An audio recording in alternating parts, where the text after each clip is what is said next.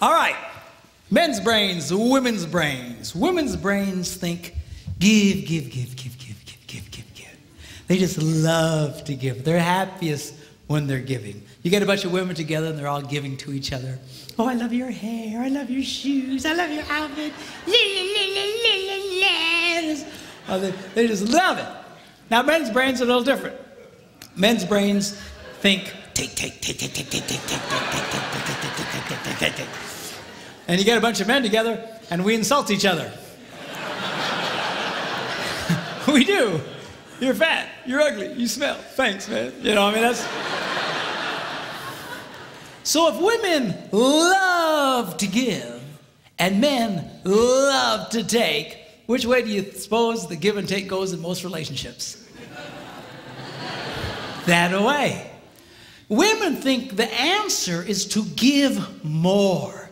If they give more, it will inspire him to give back. Ain't gonna happen. All right? You've got to learn, girls, that if you're going to be truly happy, you're going to have to learn how to take in your relationship. And women are fundamentally very uncomfortable in taking in their relationships. They just love to give, give, give, give, give, give, give. But you'll give yourselves to death. A lot of you just burn yourselves out. It's not unusual to have a woman and her husband come into my office and, you know, she's been married, they've been married for 25 years, and she says, I've given it that bad. I have nothing left to give. You ever hear a woman say that? I have nothing left to give. They're burnt because they've just given so much. Then you look at the husband and he goes, I thought we had a good marriage. Because it's been great for him. She's given, he's taken, this rocks. All right? So now, girls, I'm going to show you how you can take advantage and change that flow in your relationships. I'm going to show you how you can get a man to do what you want him to do. All right? Now, when I first say that, all the girls go, yes. And all the boys go, you sold me out, man. You sold. But be cool, because the guys like this part. It's the women who hate it. I get more static from women over what I'm about to tell you because fundamentally they hate taking in relationships. They think that he should just, just give on his own. He should just give. They're hoping, when I say get a guy to give to them, they're hoping I'll say, bad guy, bad, bad, bad. You need to give more. And that's what a lot of these people do in some of these seminars. They beat up on guys. You need to be more. No, the real key, I think we've established it doesn't work, okay? The real key is to change the woman's perspective and empower you because you, in fact, have the power to change this. But a lot of women have been so affected by over-romanticized concepts in marriage that they don't understand this. They really think that if he really loved me, this would all just happen automatically. If he really cared about me, la la la la la la la la la la. A lot of women really struggle with this concept because they tend to live in this false romantic fantasy land.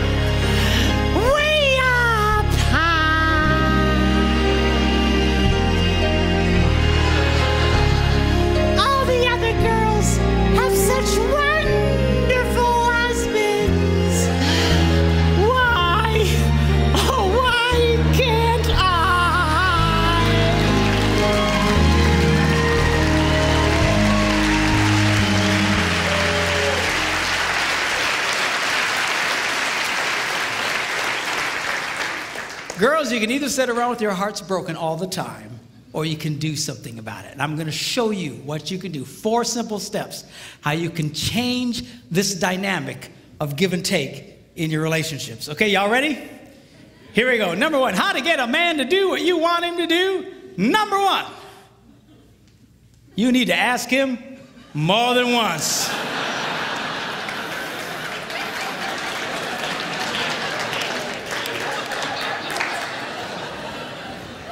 Asking a man to do something once is like never having asked him to do it at all. Why is that? Men are always in such a take mode. We're constantly take. We compete taking. We're in business taking. We're just take. We're just in this take mode. And all of a sudden, his wife will say to him, honey, will you do such and such for me? And his left brain says to his right brain, you hear something.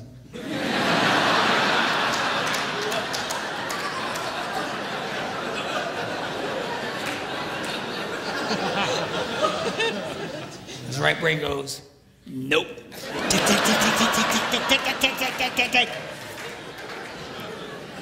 It takes more than once to get through to the boy. Now, a lot of women, they think that, that their husband, they're holding out on him. That we are sitting there intentionally not doing what he asked us to do, just because we're full of hate. But I promise you, when you asked it, it went in one ear, spun around his nothing box, and shot out the other one. And he's doesn't remember jack about what you said. Now, when I was first studying this, I thought, this can't possibly be true. This has got to be inaccurate, because I'm married to a woman who has no problem asking me more than once. She said, honey, will you do such and such for me? I go, no.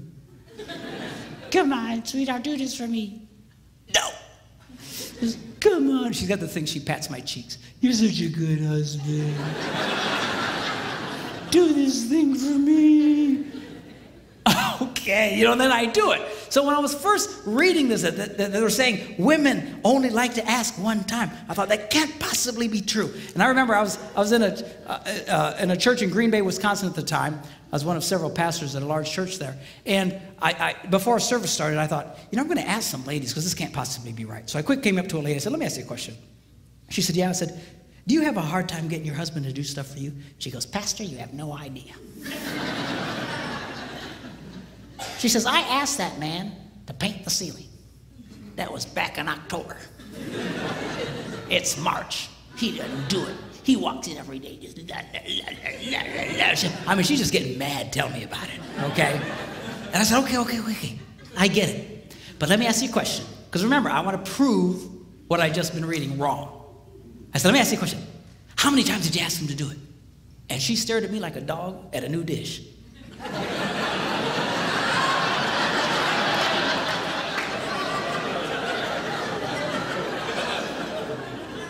She said, once. I was stunned. I says, why wouldn't you ask him more than once? She says, I shouldn't have to. I said, you might want to try that. I got away from her. Went to another woman. I said, come here. And she says, what? I said, let me ask you a question. Do you have a hard time getting your husband to do stuff for you? She says, Pastor, you have no idea. She says, I will ask my husband, honey, put away the laundry, and I'll stick it right in the middle of the living room. And he didn't do it. He just walks over the top of it. He just walks around it. It'll sit there for a month. And she asked me with all seriousness, she said, Pastor, can't men see laundry?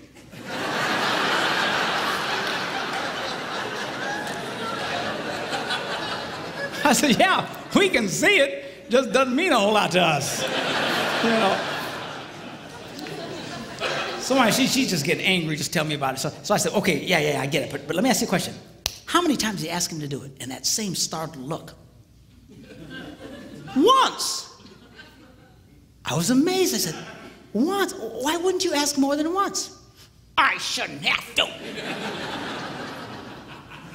Time was running out, church was going to start, and I grabbed another lady real quick. I said, come here. She says, what? She said, do you have a hard time getting your husband to do stuff for you? She says, Pastor, you have no... Apparently I'm a complete idiot because I have no ideas. But you have no idea. And she goes on to start living out the horrible transgressions of her idiot husband.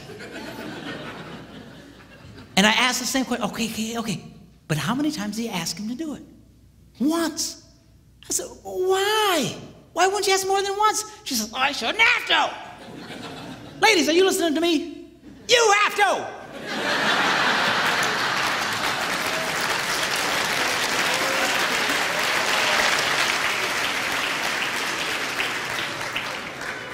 To just get mad and madder and madder and having a cow over nothing. He doesn't even remember what you said. You're thinking about it. But then I learned something. The reason women find this so offensive is because really, they don't want to ask the first time. It's true, you little sinners.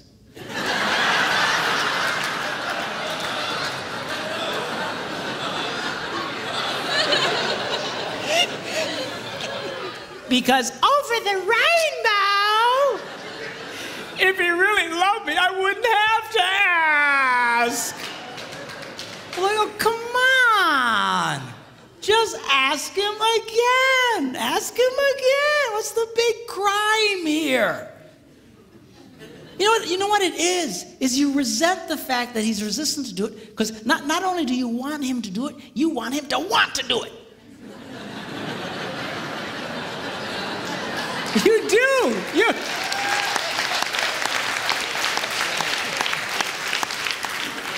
Well, I got news for you. We don't want to do it.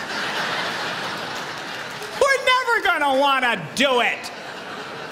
If we wanted to do it, we'd have done it already. What do you care about the internal motivations of his heart? Stop! So he does it. I'll finally do something my wife wants me to do. I don't want to do it. I say, I don't do it. And she just... because she's getting something out of me. What's with this? Always analyzing the internal motivations of the guy's heart. I mean, getting yourself all kinds of trouble. I was in Germany some months ago doing some seminars for the troops who were rotating out of Iraq with the army. This one lady tells me, she says, you know what? She says, my husband, if there are dirty dishes in the sink, he cleans them and puts them away.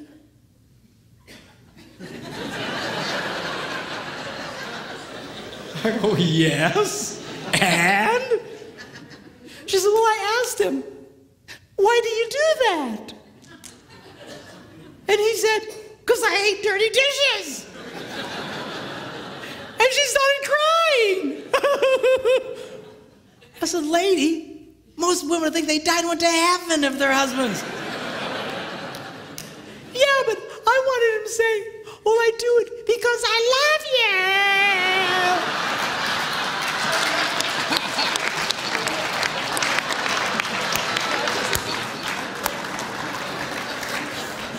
Who cares why he does it? Seriously, you've got to let up on this stuff. Leave him alone. Who cares what his motivations are, what his desires? I'll tell you what most men's desires are, is to do nothing. Okay, have we established that? So get him doing stuff for you. Who cares why he wants to do it in his heart? Number 2, you need to ask him the right way. Now, what does that mean? That means don't insult the boy. A lot of women think they can use insult as a way to motivate a man. Like, what are they smoking? What is... not gonna work. What's the matter with you? You some kind of idiot. What's the matter with you, a man? Can't you do... What's the matter with you? Can't you pick up the laundry? No, I can't. Don't insult. Do you know why women do that? Because it would work on them. If you insulted a woman, if you embarrassed a woman, she would change. She would do something about it. But you embarrass a guy, you insult a guy, we don't care. We just become more resistant. He's not a woman. Okay? Don't insult the boy. Insult is not a motivator for a man. All right? Number 3, you need to train him with positive reinforcement.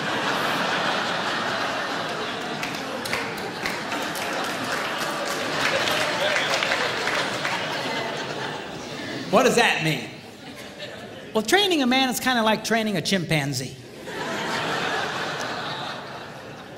If the chimp does what you want, you give him a reward. If the chimp doesn't do what you want, you just don't give him the reward. You don't beat the snot out of the monkey. Because then you got a freaked out ape. Every time you come around, he'll just, he'll run away from you. So, well, how does a woman reward a man? Very simply, by appreciating the pathetic things he does. Because men love to be appreciated. And the problem here is that women only like to appreciate unexpected kindness. If it's unexpected, they light up. Oh, oh, oh. But if it's expected, it's like,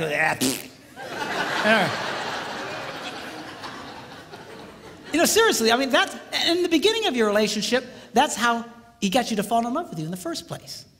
See, because unexpected, everything he did was, oh, God, seriously, man, that's how you got her to fall in love with you. She knows you're ugly.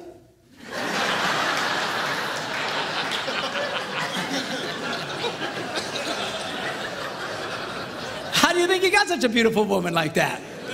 Because you were nice to her and everything was, oh. But after 32 years, it's hard to come up with unexpected, man, I'm telling you. But the more you appreciate the kindnesses that he does, the more he wants to do it. Men respond. Men, I'm telling you, they love to be appreciated. Now, give you an example. I was at home, and I had a dirty dish in my hand. I was by myself, and I'd actually gotten trained to the point I could put it away in a dishwasher. And I went up to the dishwasher, and I opened it up, but it was full of clean dishes. And that's a moral dilemma to a man.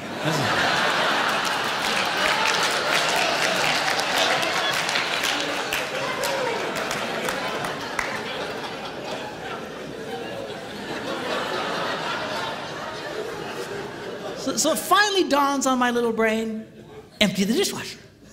So without being asked, I emptied the dishwasher and I put everything away. And then, of course, I stick around because I want to see what happens.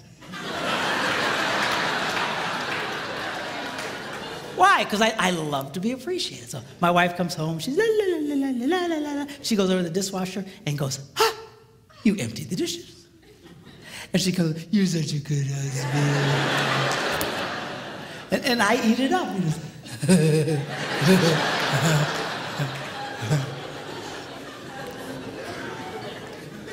Now, guys, get a clue here. I know it's hard, but she loves unexpected kindness. You need to learn to give her unexpected things, unexpected little things. That's how you can keep a woman crazy in love with you in that way. I told my guys I want to write a book, 365 unexpected things a man can do for a woman. And I thought about it, and I went, 52 unexpected things. We're going to do that every day, you know what? What was I thinking? You know.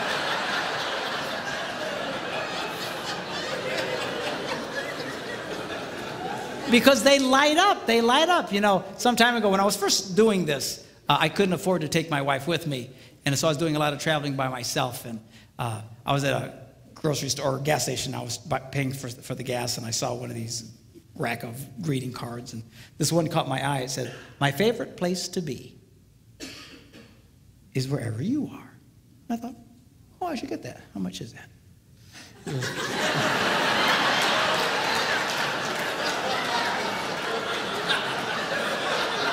Do you hear these women? The minute I did, oh, you ruined it. You just ruined it. What was the motive of your heart?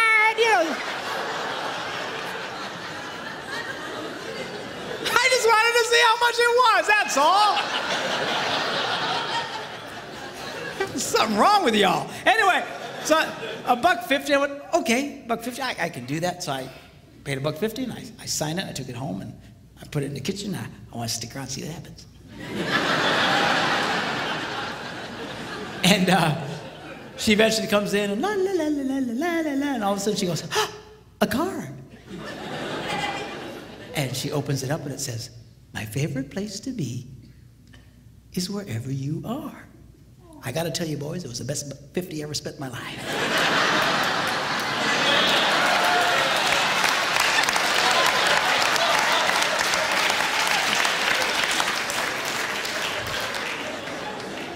But we'll talk more about that tomorrow. Okay, now. Number 4, barter with him. Now, how does that work? Very simply, you become aware of something he wants to do. You know you got something you want him to do for you, and you just say to him, honey, would you like to do this thing you would like to do?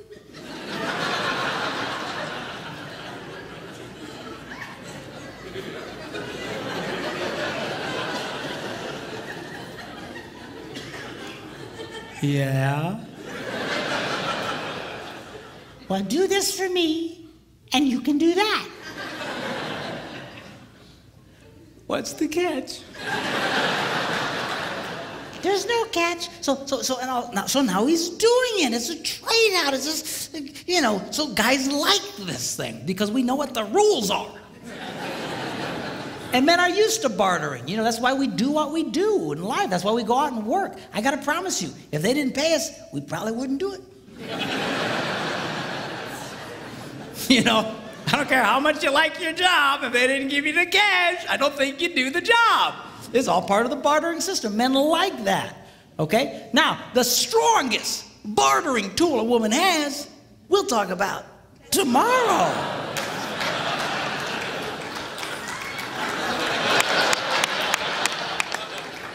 Oh, that's terrible.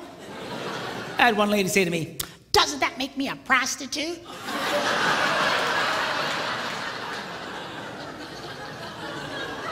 I said, he's your husband, for crying out loud.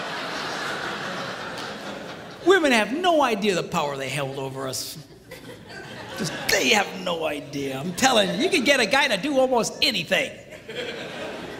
You just come up to that boy and find something disgusting like cleaning the garage and say, hey, baby, how'd you like that?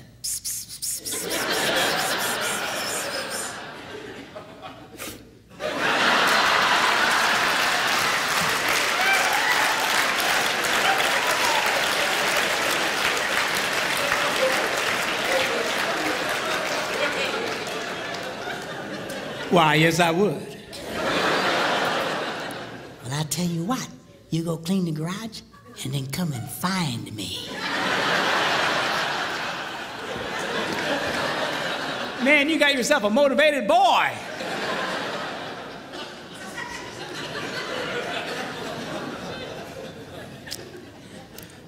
I was listening to Dr. John Gray talk along these lines. He's the guy who wrote that book, Men Are From Mars, Women Are From Venus. Really a brilliant guy. And he was telling the story of how his wife came up to him and said, John, take me to the opera. And he said, I don't go to the opera. Hate stupid opera. Dress up like a penguin and go out there. And right there, a lot of you girls would have just went, I think I'll eat worms and die. She didn't.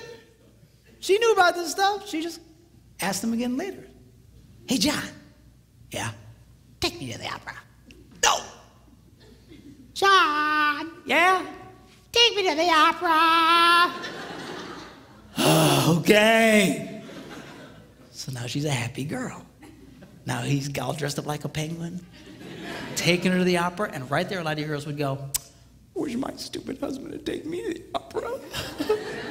You got such an... seriously, a lot of you girls, you envy other women's husbands because they're always doing things. But you don't understand. Women who get their husbands doing this stuff know exactly what I'm talking about. They do this all the time. You sit out with your heart broken because you won't do these things. You think he should just cosmically do them on his own. I mean, somewhere for the rainbow. So he takes her to the opera, endures this mind-numbing experience. On the way home, she's holding his hand, just lit up. And he says, when we got home, I pulled into the garage. As soon as the garage door closed, she reached over and grabbed me and made love to me right in the car in the garage.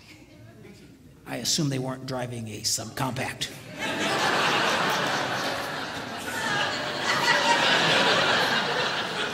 You figure it out. But anyway. So anyway, the next morning he gets up early and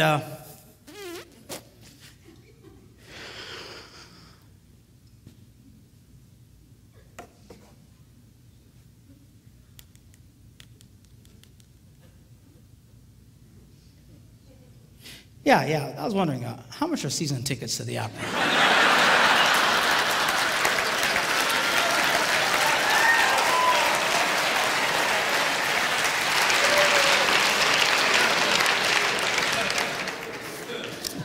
Men's brains, women's brains. Women's brains, they don't think very highly of themselves.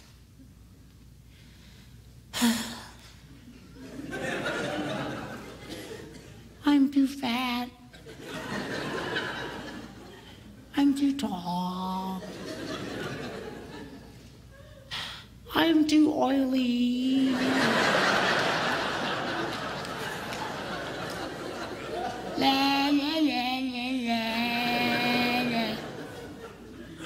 Now, men's brains, we think very highly of ourselves.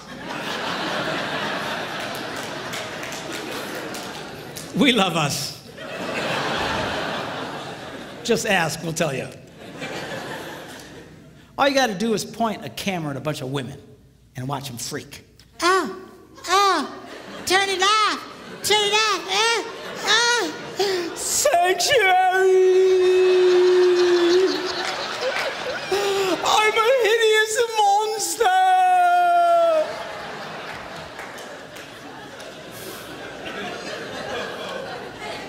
Point a camera at a bunch of guys, what do you get?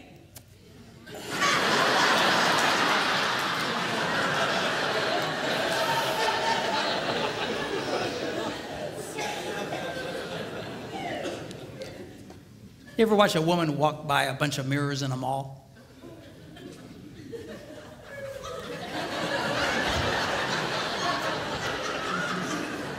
You ever watch a guy?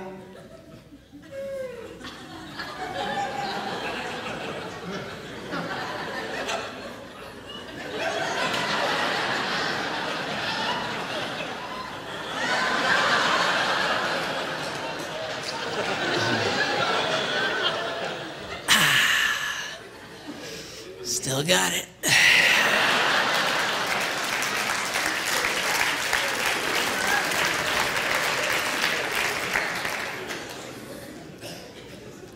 A lot of women, they can be such a drag because their husbands try to be nice to them and compliment them and be, nah, don't say that, nah, I'm ugly, nah.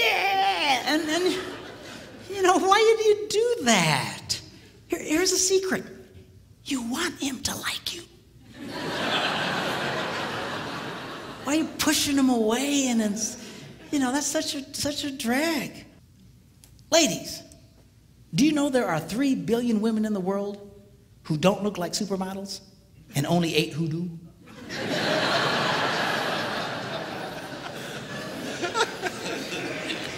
Are you seeing a pattern there? Do you know Marilyn Monroe wore a size 14? Not too many guys going, oh, I don't know, she's a little chubby, I think, for me.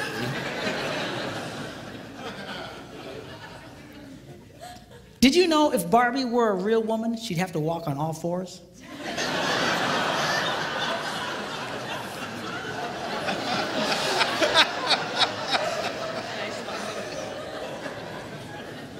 Explain it to her later, okay? understand. Okay. Do you know the models in magazines, they're airbrushed? Do you know what that means? That means even those women don't look like those women. You're constantly staring at these pictures, comparing yourself to these perfect women. Man, I'd get depressed too.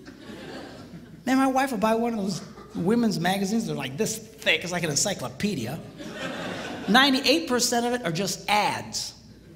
Pictures of other women. Beautiful, gorgeous, airbrushed women.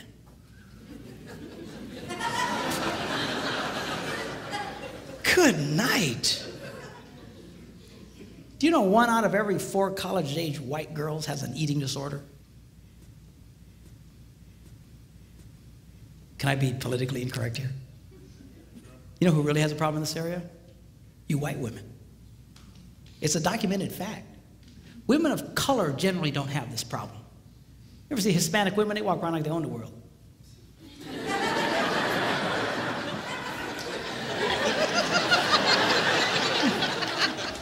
Black women, they carry themselves.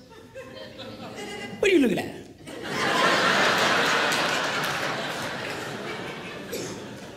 Typical white woman. I mean, come on. I was watching this movie with Steve Martin and Queen Latifah. You seen this movie? She's like the hot babe in this movie. She's a healthy girl, Jack.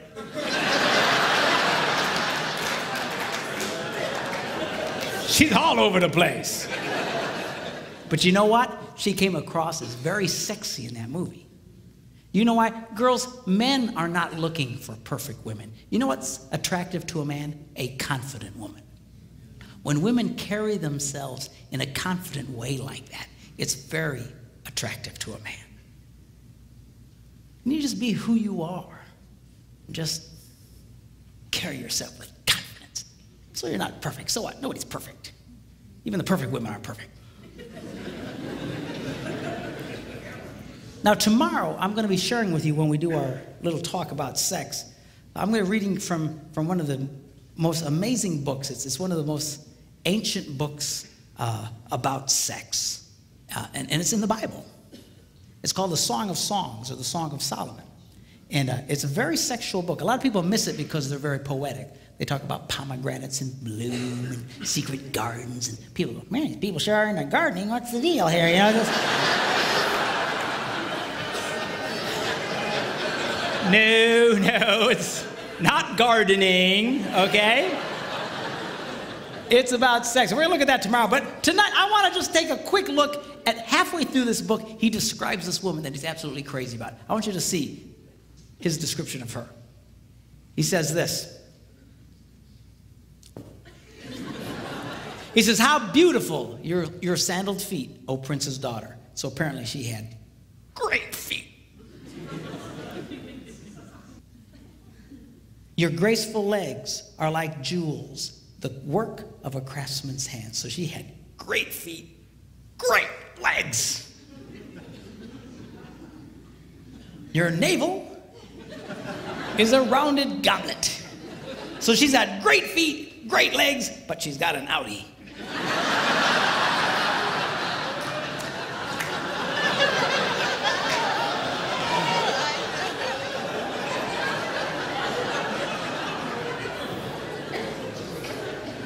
Your waist is a mound of wheat.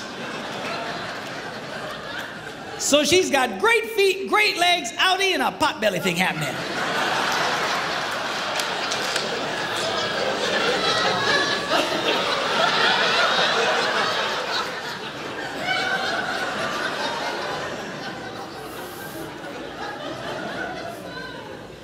Your two little itty-bitty breasts are like two little itty-bitty farms. So she's got great feet, great legs, outie, pot belly, and little boobs.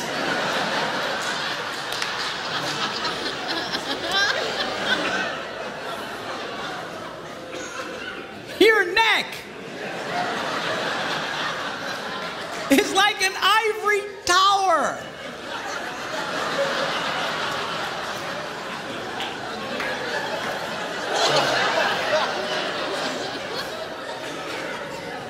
So she's got great feet, great legs, outie, pot belly, little boobs, and a big neck.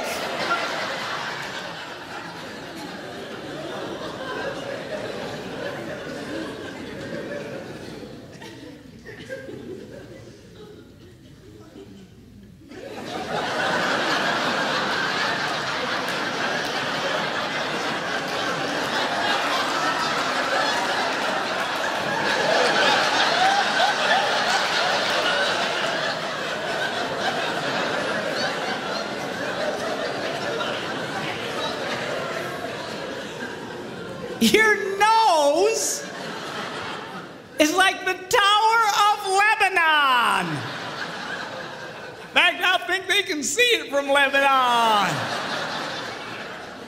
So she's got great feet, great legs, outie, pot belly, little boobs, big neck, and a huge snaz.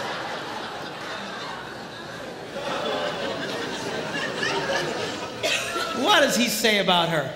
He goes, oh, how beautiful you are, and how pleasing, O love, with your delights. He was crazy about this woman. Men's brains, women's brains. Give, give, give, take, take, take, give, give, give, take, take, take, give, give, give, take, take, take. By the way, on this area of give and take, a lot of women have really been, and I'm speaking particularly Christian organizations and Christian women's clubs. You know, they have these Christian women's retreats and stuff. I call them estrogen fests.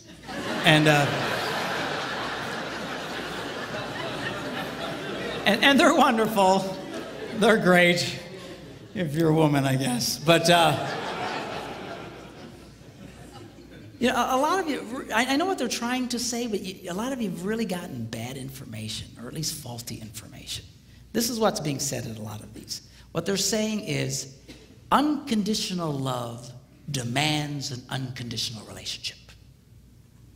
Unconditional love demands an unconditional relationship. You should do anything for this man. You should just put out for this man. If you want sex, no matter what, just give it to him. Just la la la la la la la la. It all sounds spiritual and it all sounds wonderful. The only problem is it is patently false. Unconditional love demands a conditional relationship. The Bible is nothing if it is not a one big gigantic list of conditions. Are you hearing me? Well, doesn't God just love everybody? Yeah. Whosoever, God so loved the world that he gave his only begotten son, that what? Whosoever believes. Conditional. You actually have to do something. Yes. You want God to get close to you? You know what the Bible says? What do you have to do? You have conditions. You have to, the whole thing is unconditional. I'm sorry. Yeah. An unconditional relationship will destroy your marriage. It will destroy any relationship. An unconditional relationship with a child will create a hellion. An unconditional relationship with a teenager, he'll destroy himself and take everybody he can with him. It is not healthy. It is not good. It is not holy. It sounds right, but it is not right. You girls need to get comfortable with this idea of taking in your relationships, putting some conditions. Now, the stronger the relationship, the stronger the conditions can be. You need to be careful. All right? And I know I'm putting a lot of weight on the girls tonight. I'll beat up on the guys tomorrow. But, you know, the stronger the relationship, the stronger the condition. You got to be careful. It's kind of like, you know, if I play hide and seek with my grandsons, you know, you hide behind something, you know, that they can still see you. All right, come and find me. And they'll, you know, you know, you don't play hide and seek with a 2-year-old and run into the basement and hide under boxes.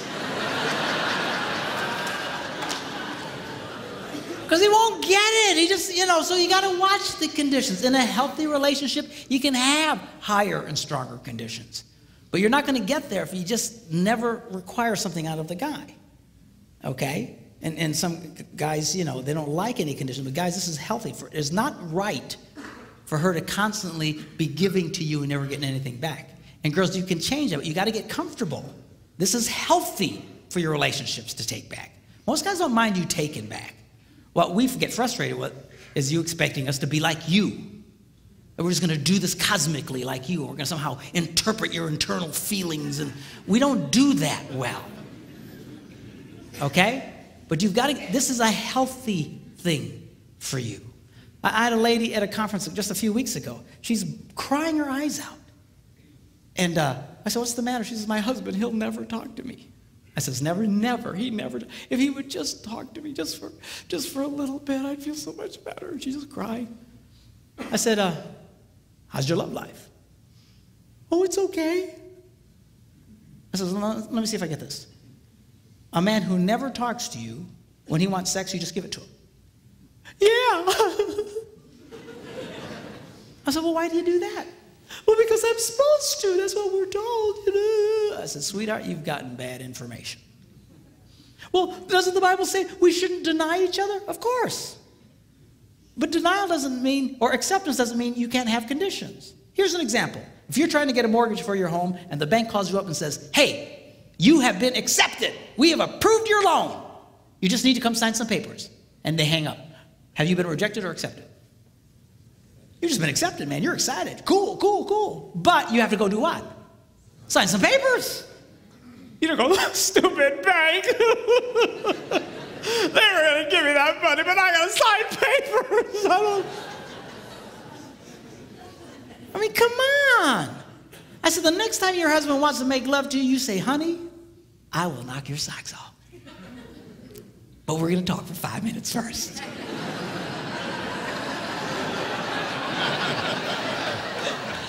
That's fine. That's healthy. You can do that? Yeah, you can do that. And most guys don't mind. You know, again, get us in that position. Start taking back from us. But again, you got to be careful. You got to be careful. If your relationship's real weak, you can't be demanding real heavy things. The stronger the relationship, the tougher you can be. Here's an example. My wife, we have a very good relationship. All summer long, she's been telling me to kill the spiders in the house and in the garage and the outside around the house. We live near water, and spiders love water, and there's spiders everywhere. And I went and bought the poison and stuff to kill them, but I didn't feel like doing it.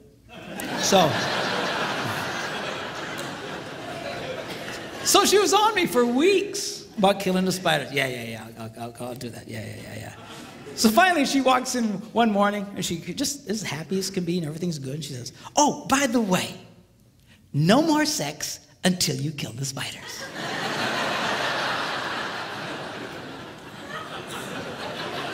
And she walked away.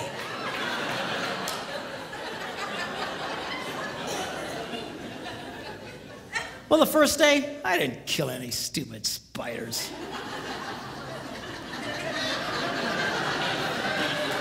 Second day, I didn't kill any stupid spiders. Third day, I'm killing every spider within miles of the place. I was killing die, you stupid spiders! I sprayed our house, I sprayed the neighbors' houses, man. I sprayed every...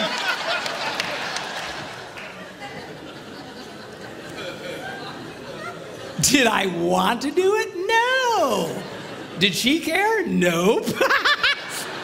And she's getting stuff out of the boy.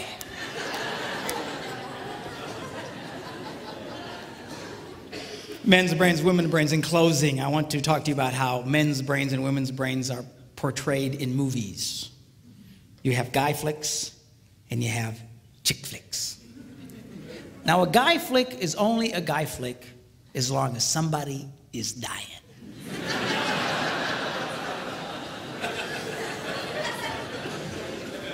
And the more horribly they die, the more we love it. You know, some guy gets his head chopped off, we go, oh, yes!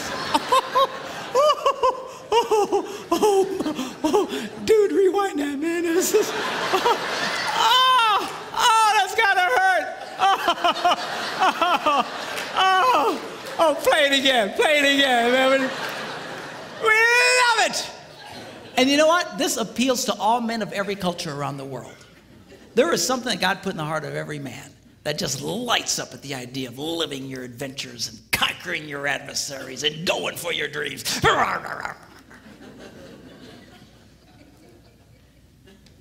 You see it even in the smallest of boys. You girls that have little boys, you know what I'm talking about. They're always doing something dangerous.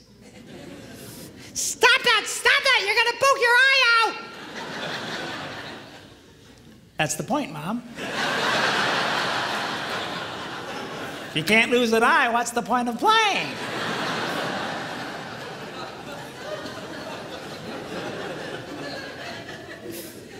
It wasn't a woman who invented football. And we like that. There's something just blesses the heart of a man when he watches one man kick another man's butt. Yeah, yeah! Light up on the inside. Just we love it! I believe God put that in. I'll tell you, you can't possibly read the Bible and not see that God is a first-class, #1, grade A butt kicker. Not a chance. Even at the end of the Bible, it says someday Jesus is going to come back and he's going to be riding on a white horse and his robes are going to be dipped in the sweetest perfume that he got from Bath and Body Works. Is that what it says? No. Robes are going to be dipped in what? Blood. And all the men go, oh, shit.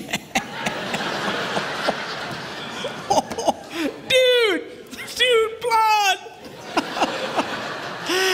That means somebody's going to get their butts kicked. We love it. Now, women's movies, chick flicks, are a little different. Chick flicks are about connecting the wires.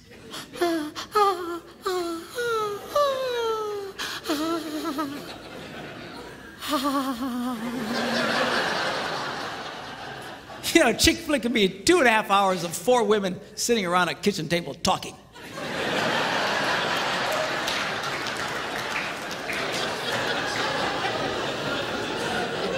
And she'll be watching it going,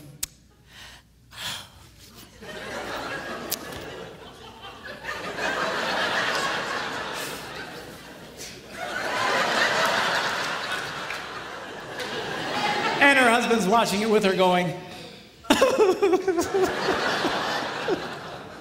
want to kill myself.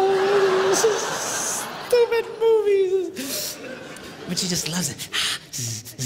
And these movies, they appeal to all women of every culture in the world. Why? There's something God put in the heart of every woman that says, connect the wires, connect the wires. It's all about relationships. It's relationships. One of the reasons why married men make more money than single men is that married men become more skilled in their relationships and become more successful in life. They become more valuable to their employers.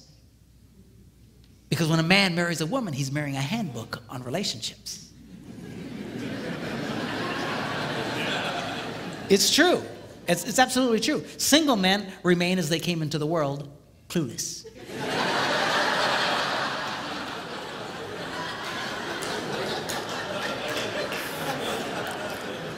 Married men get feedback and they start learning, but you got to listen to her. No, we don't like listening to you. I got to be honest with you. Yeah. I'll come up with some great plan and my wife will say, better not do that. Oh, woman, what are you talking about?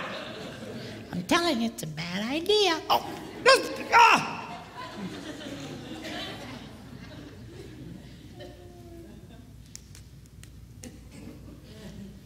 Yeah, you guys. Yeah, we better not do that. Yeah. I just feel it in my spirit.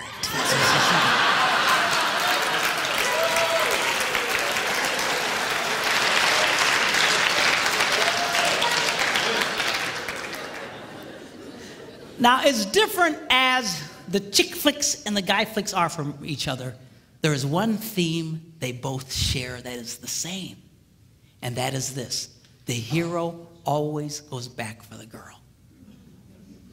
You see it in the guy flicks, man. They're just fighting their battles, and they're on the edge of victory, and suddenly the hero starts to pull back, and his men say, where you going? And he says, going without me, boys. Ugh, I got something I gotta do.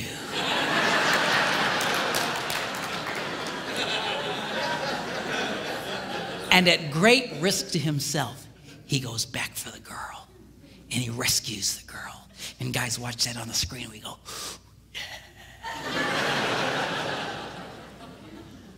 women have the same theme.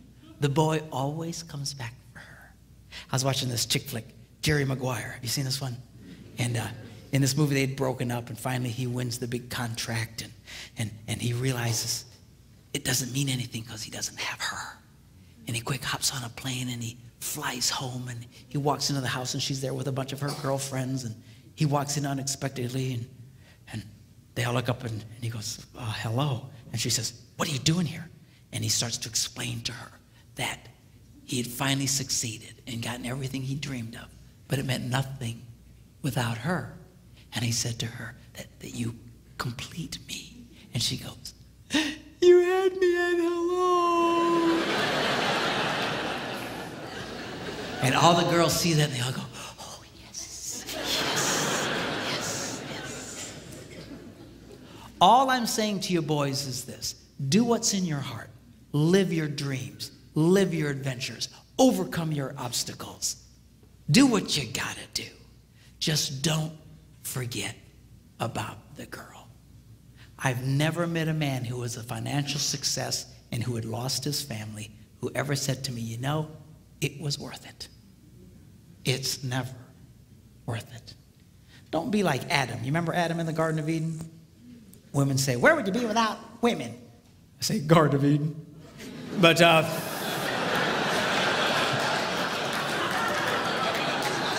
it's just a joke. I know it's not fair. Really, Adam's job was to guard the garden, to take care of the garden. He fell down on the job. When that serpent came around, he should have kicked that thing out on its butt. I don't know if serpents had butts, but they don't now. When God takes care of you, man, I'm telling you, lose your butt altogether.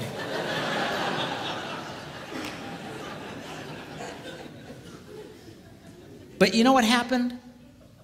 He didn't do anything. So how do you know that? Because if you read the story, Eve listened to this story and then took of the forbidden fruit and then turned and handed it to whom? Adam. She didn't have to go running through the jungle going, Adam! Where you at, boy? I know you're here. He was right there the whole time. He said nothing. He did nothing. Do you know why? Because he was a coward. He was a coward and the father of cowards. Of men who claim to be men, but they're no more men than the man in the moon. They are spineless jellyfish, impersonators, who are afraid to engage their wives, afraid to engage their children. You, sir, are no man. Don't be like that, Adam. You need to be like the second Adam. You see, the Bible refers to Jesus Christ as the second Adam. The first Adam messed everything up. The second Adam set everything straight. And at great cost to himself, he came back for the girl. He came back for you and for me. That is a man. You need to be like that. Live your adventures, yes. Go for your dreams, yes. Overcome your obstacles, yes, yes, yes. Just don't forget about the girl. Don't get so caught up in your puking little life you forget about her. You start working too late at some point, you just stand up and start heading for the door. All the guys will say, hey, where are you going? Just say, go on without me, boys. I got something I gotta do.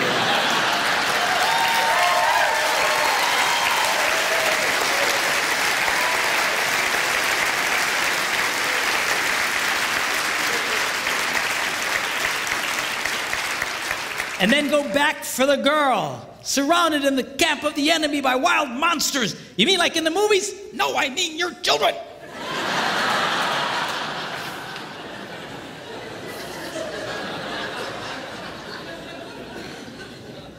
All I'm saying to you is do what's in your heart. It's in the heart of every man here, and it's in the heart of every woman here.